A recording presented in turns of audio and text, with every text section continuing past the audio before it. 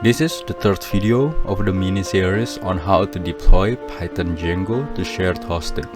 Now, we'll discuss about how to install Python-Django and make a project and also Django app.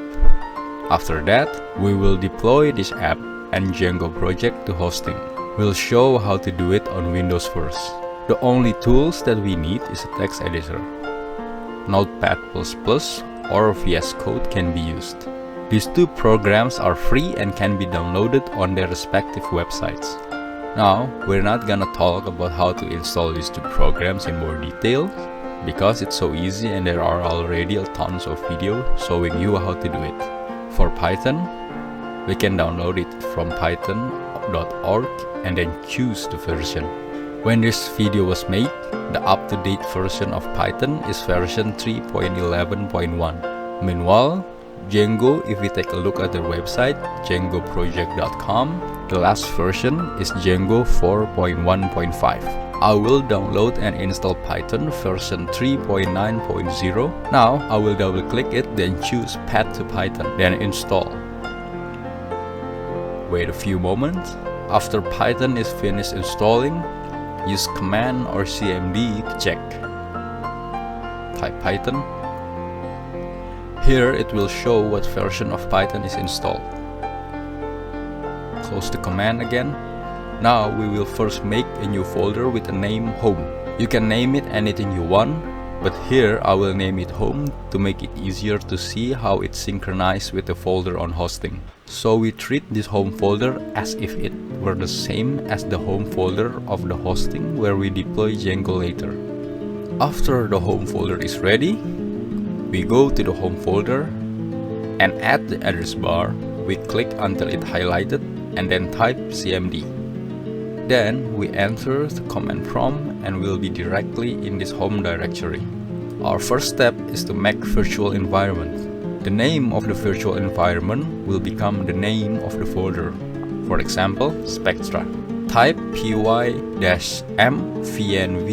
virtualenv/spectra, then enter. After the prompt pop up again, check the home folder. Now as you can see, there's a new virtualenv folder which inside contains Spectra folder. It contains folder and Python package file in this live folder.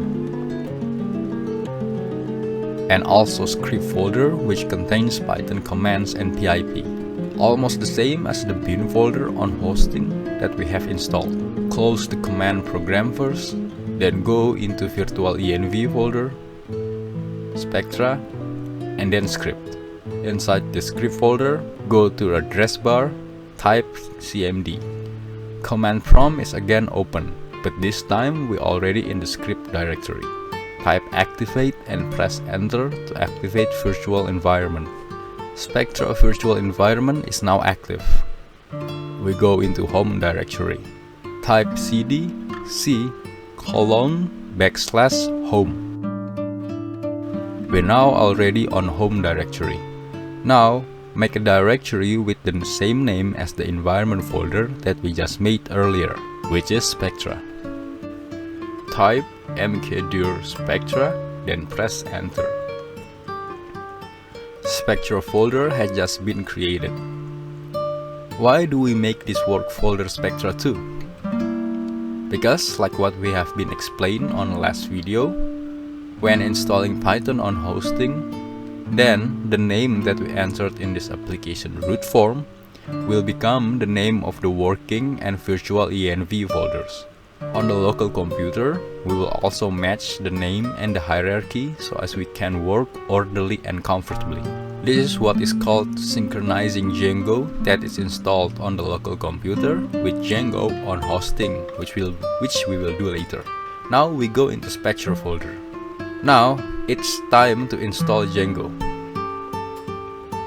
Type py-m pip install Django. Successfully installed Django 4.1.5. If there's this kind of recommendation, we can upgrade the PIP or just bypass it.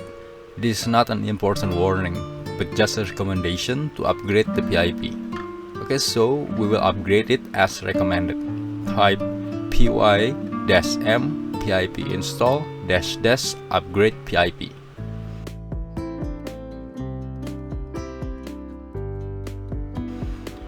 Now check our working folder, Spectra. It is still empty. Then check the Spectra folder on virtual environment. Go into Live folder, then Side Packages. Django is now available. Lastly, we will check Script folder. There's one new file, Django admin. This file is later used to make a Django project. We can now start making Django project. Type command Django admin start project followed by the name of the project. For example, local project, then space and dot. After that, let's check our working folder. Django working folder has been created, named local project. Here, there's a manage.py file, the most important command file on Django project. In the previous video, we already know that Django has its own admin dashboard that's been included. Now, we also know that event server is also included inside Django. Let's run this Django server now. Type py-manage.py run server, then press enter. Server is now running on localhost with this address. Let's copy to our browser address bar.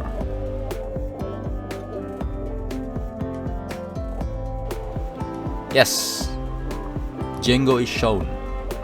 Perfect. Then let's also check the admin dashboard just like what we did on the second video. Admin, Django admin dashboard is also running perfectly without us doing collect static like we did on hosting. We haven't created the Django admin username and password yet, so we need to create one. This username will become super user or super admin.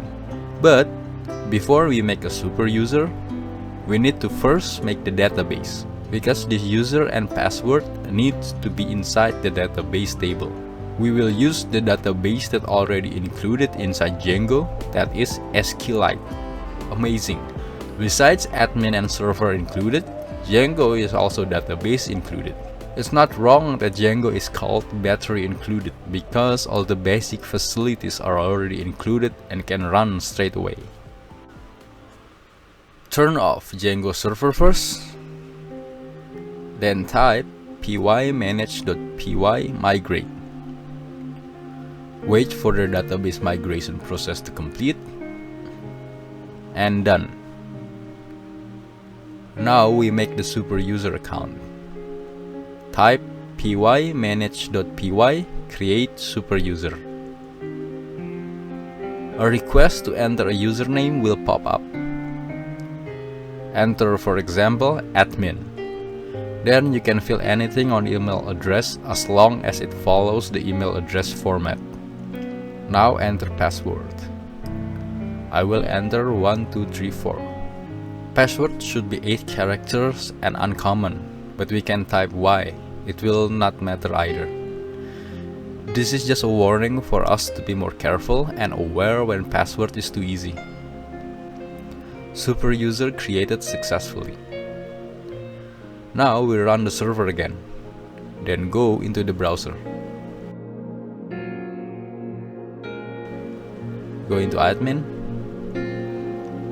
Fill in the username and password that we have created just now.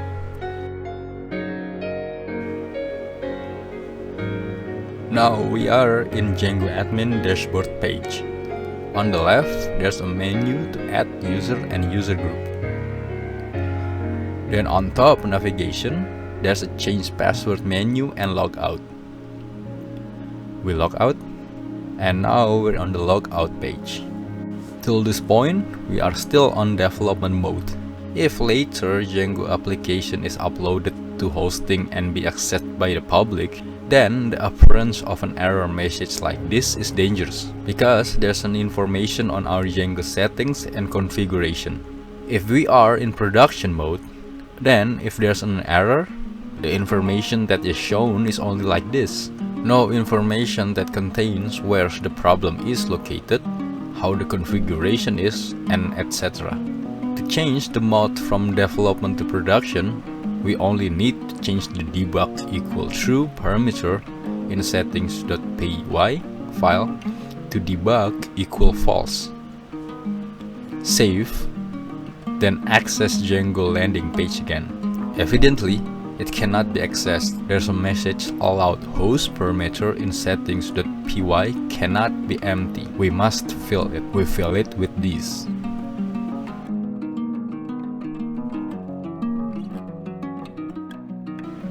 Save.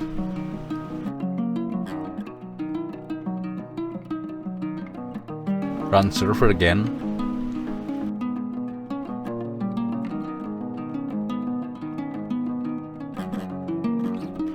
Apparently it still can't. Not found. But why?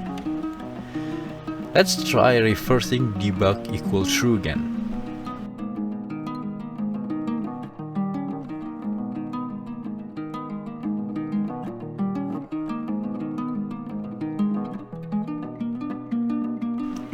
And the landing page is shown again. Take notice that the landing page is shown again because of the setting debug equals true.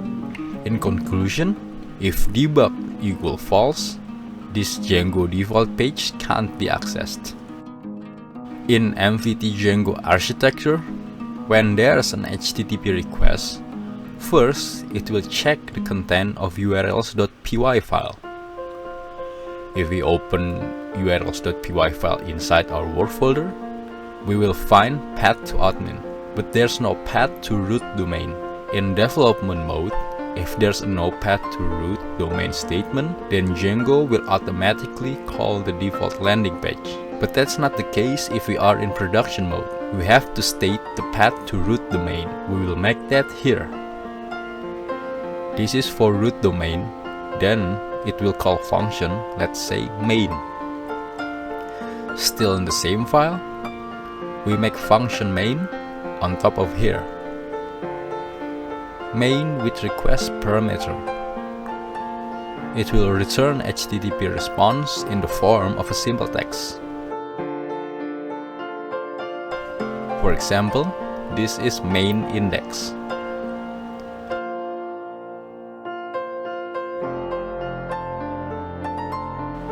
This HTTP response is a class, which we need to import first from HTTP folder in Django mode.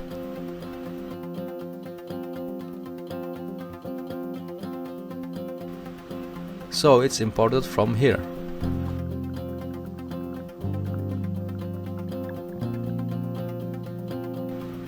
Open the browser again. This is main index is now shown. Django project main skeleton here is ready for production.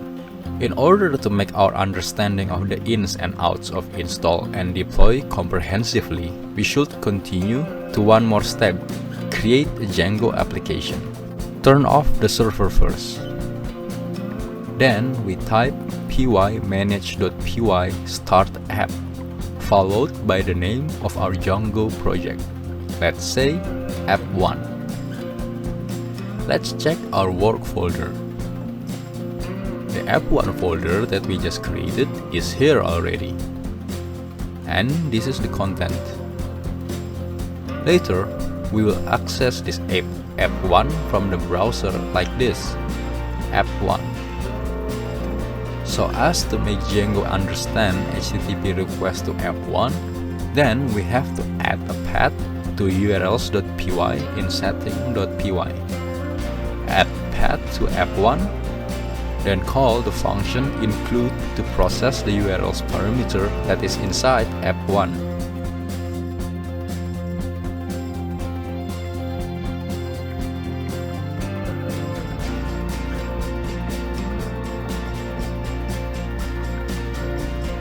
Then from this Django URLs import path, add include.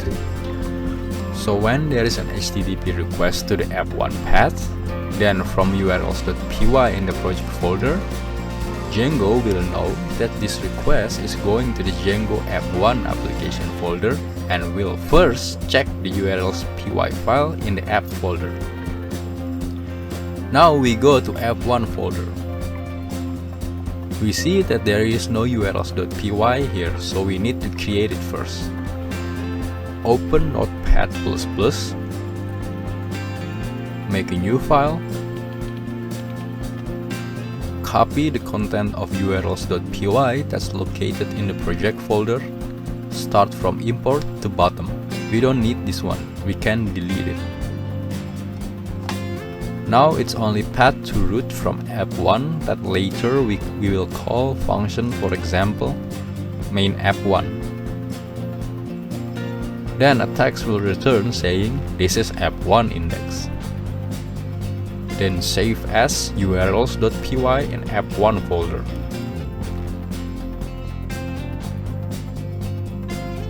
Access the browser, then to app1 path.